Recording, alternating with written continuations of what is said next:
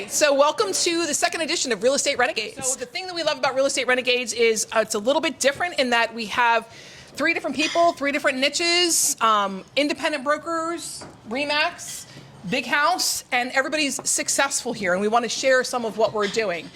Today, what we're going to start with is kind of trying to identify some pain points that I think that I am finding other agents in the business are having right now, which I think we can all agree is probably lead generation. We're sitting in a market where we were last year, October last year. Fell off a cliff. Slow down, fell completely off a cliff, right? And what's going on now? Same situation, except the rates are 2% higher. So we're already, working with our backs against the wall.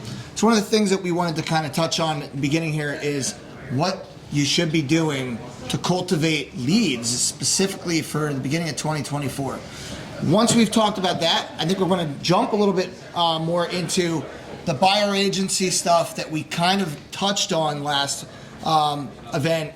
And the reason we're going to do that is because with everything that's going on with the lawsuits and the people dropping out of NAR and all this stuff, you're going to find that the outpour from that, though it may not hit us for a couple years, is going to drastically impact the way all of us do business going forward.